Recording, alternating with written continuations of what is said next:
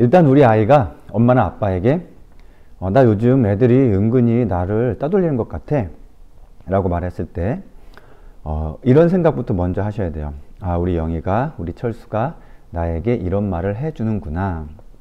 자, 왜 이런 것부터 떠올려야 되냐면, 은따를 당하는 아이의 경우 이제 친구들도 믿을 수 없고요. 그래도 엄마든 아빠든 선생님이든 내가 믿을 만한 어른이라고 생각하는 사람에게 그걸 꺼내놓고 있는 거거든요. 그래서 우리 아이 이야기를 다 듣고 나서 이거 많이 힘들었을 텐데 엄마한테 얘기한 건 정말 잘한 거야. 얘기해줘서 고마워. 엄마가 선생님께 말씀드려서 확인해달라고 할게. 이렇게 말해줍니다. 그럼 약 2명 중에 1명은 선생님한테 말하지 마. 이렇게 얘기할 거예요. 선생님이 나서면 딴 애들한테까지 소문날 거고 또 걔네들은 안 그랬다고 막 우길 거야. 오히려 나중에 내 뒤에서 또 내 말하면서 자기들끼리 막 더 비웃고 그럴걸? 자, 그럼 선생님 어떡합니까? 선생님께 알리지 않는 게 좋은 건가요? 자, 그래도 연락해서 이런 일들이 있었다는데 좀 확인을 해 주십시오 라고 하는 게 좋습니다. 은밀하게 왕따를 하는 아이들의 이면의 심리에는 이것이 드러나는 상황에 대한 두려움이 있어요. 그래서 은따를 하는 겁니다. 그리고 한 가지 더, 이런 상황을 들키지 않고 오래 유지하면서 그런 행위를 더 탐닉하려는 데 있어요.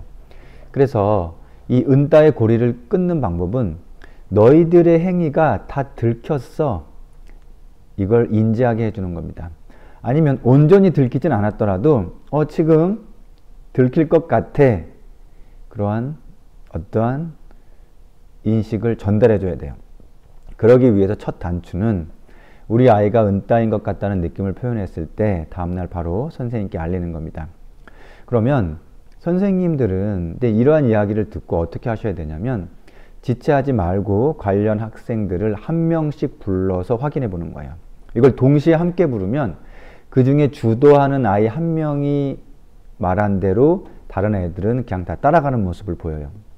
그래서 가급적 따로 부르고 물어보고 이런 상황이 있다는데 사실인지 확인해 보고요.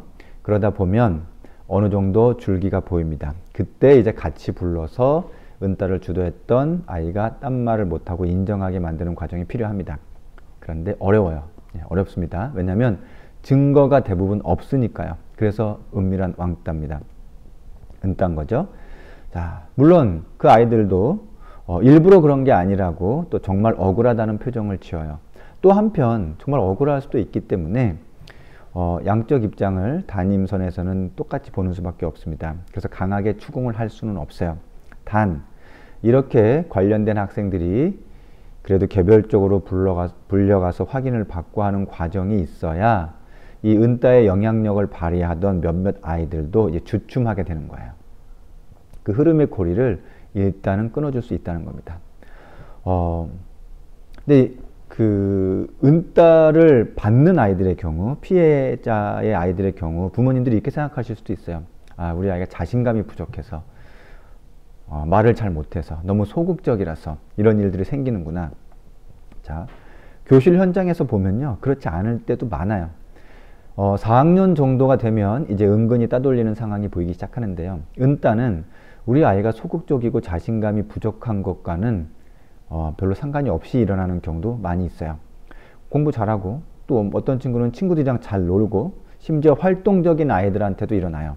차이점이 있다면 뭐냐면 그나마 자신의 상황을 객관적으로 보고 그걸 오픈할 줄 아는 아이에게 일어났을 때 이 은따의 상황이 드러날 수 있는 경우가 더 많아요.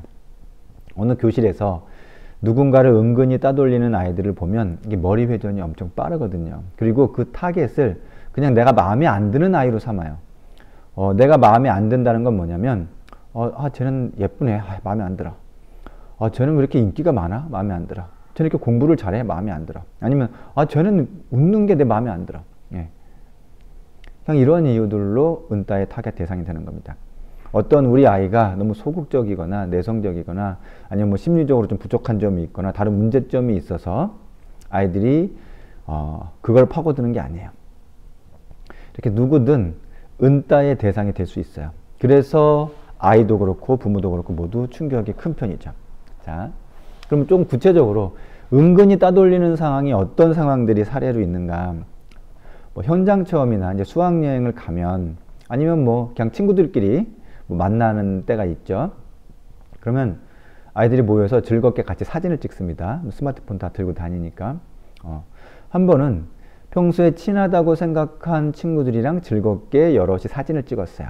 그리고 나중에 이제 단톡방에서 서로 찍은 사진을 공유합니다. 공유하면서 이제 이런 글들을 남기죠. 아, 우리의 소중한 추억 기억하자. 우리 잊지 말자. 오늘 즐거웠어. 하면서 사진들이 올라오는데, 올라온 사진을 보니까 분명히 나도 같이 찍었는데 내 얼굴은 반만 나온다든지 아예 어깨나 손 정도까지만 나온다든지 나만 제대로 찍힌 사진이 없는 거예요. 또 뭐 평소 친하다고 생각했던 친구들이 사진을 찍길래 야 나도 잠깐 같이 찍자 하고 옆에 서는데 그 순간 사진 찍으려는 아이가 말을 바꾸죠. 아 여기 별로네. 딴 데서 찍자.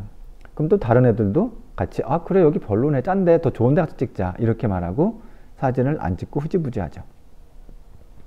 수업 중에도 일어납니다. 이제 모둠 작업을 하는데 요즘에 그룹 작업을 많이 하죠. 다른 애들은 야 이거 나중에 편집 어떻게 하자. 이런 자료 넣으면 어때? 막 그럼 좋겠다 하면서 막 서로 의견을 교환합니다. 근데 막상 내가 찾은 자료를 보여주면서 이것도 넣자고 하면 어떻게 하나같이 그건 별로야. 그거는 주제랑 안 맞는 거 아니야? 하면서 결국 내가 애써 찾은 자료는 발표 자료에 안 들어가거나 또는 들어가도 아주 그냥 구석에 조그맣게 PPT 화면 구석에 보일락말락하게 편집이 되어버리죠. 그나마 뭐 이런 사례는 그나마도 단순한 사례입니다. 그래서 반복이 되면 그나마도 잘 드러나는 사례예요. 하지만 정말 좋은 친구인 줄 알았는데 그리고 심지어 마지막까지 그 친구만큼은 고맙다고 생각하는데 결국 그 아이가 주도해서 혼자가 되게 만드는 알기 어려운 은따도 있습니다. 그런 사례까지 다 얘기하자면 너무 가슴이 아프고요. 자, 우리 아이가 은근히 따돌림을 당했다면 주의해야 될 사안이 있어요. 뭐냐면 우리 아이로 하여금 자책하지 않게 하는 게 중요합니다. 아이 생각에 내가 내성적이라서 내가 감정 조절을 잘 못해서 그때 좀 말을 참을걸. 내가 바보같이 말을 못해서 그래서 은따가 있는 게 아닙니다. 그냥 우리 애를 싫어하는 어떤 애가 있는데 그 애의 좋지 않은 감정이 또 다른 아이들에게 또래 집단의 다른 아이들에게 어떤 동료의식이라고 해야 될까요? 이렇게 전이가 됩니다. 그냥 그들이 우리 애를 은밀하게 괴롭히고 있었던 것이에요. 자존감이 높은 아이도요, 얼마든지 휘말리고요, 힘들어합니다. 단, 그 사실을 인지한 이후의 대응 방식은 좀 달라요. 그나마도 자존감이 있는 아이들은 이 상황을 오픈하는 걸 그나마 덜 두려워합니다. 그래서 선생님께 말하고 엄마에게 말하고 내가 어떻게 했으면 좋을지 조언을 구하는 거예요. 그래서 나중에 밝혀진 은따의 경우 그나마 아이가 스스로 인지하고 그걸 오픈했을 때 이제 여러 아이들을 통해서 확인해보고 나서야 그 전말이 드러나는 거죠. 그렇지 않은 것들은요, 뭐 사실 저를 포함해서 많은 선생님들이 그냥 모르고 지나가는 상황도 많을 겁니다. 은따 상황에 대해서 우리 아이가 스스로를 자책하게 되면 이런 상황에 대해 앞으로도 또 발생하게 됐을 때 오픈하지 않게 될 확률이 높아져요. 자, 은따를 당한 아이가 그 원인을 자신에게 돌리지 않도록 자책하지 않도록 이야기해 주는 거 너무 중요합니다. 자, 그럼 선생님, 우리 아이가요, 그 은따하는 아이들 무리에 들어가지 않도록 하려면 또 여기서 은따하는 아이의 무리에 들어간다는 건 적어도 주도적으로 은따하진 않지만 그 무리에서 같이 직간접적으로 또 은따를 하게 되는 경우가 있거든요. 그렇게라도 되지 않도록 하려면 또 누군가에게 은따를 당하지 않게 하려면 평소에 뭘 어떻게 해줘야 될까요? 자, 이런 겁니다. 평소에 우리 아이가 친하게 지내는 아이라도 그 아이가 어떤 다른 아이에 대해서 지속적이고 반복적으로 야, 걔 별로야. 야, 걔 이상해. 걔 이쁜 척하는 거 재수없지 않냐? 이런 부정적 표현을 자꾸 하는 아이가 있다면 거기에 휩쓸리지 않아야 된다고 미리 주의를 주시고 알려주는 게 좋습니다. 보통은요, 그냥 나랑 너무 친한 친구라서 그냥 그 아이 말에 이렇게 동의하거나 고개를 끄덕이거나 심지어 비슷한 류의 말을 또 꺼내거든요. 아니면 뭐 카톡 같은데 뭐 응응이라고 답을 달거나 뭐 크크 뭐 그렇게 달거나 그러다 보면 자기도 모르게 함께 은따를 하게 되는 그런 가해자 위치에 있게 됩니다. 그리고 그러한 다른 아이에 대한 부정적 표현을 자주 하는 아이는요, 결국 다른 아이들과 있을 때 또 우리 아이에 대해서도 비슷한 말을 하기 때문에 결국은 우리 아이가 은따 피해를 당하는 위치에 있게 될 가능성이 높아요. 그래서 안타깝지만 친구들이랑 두루 사이좋게 지내라는 말 별로 도움이 안 됩니다. 그보다는 친구도 가려가면서 사귈 줄 알아야 하고요. 특히 다른 친구에 대해 안 좋은 이야기를 자꾸 꺼내는 아이라면 가까이 하지 말라고 알려주는 게 좋습니다. 그리고 그런 안 좋게 이야기하는 걸 따라하지 않도록 알려주는 게 은따 가해, 은따 피해를 모두 막아줄 수 있습니다.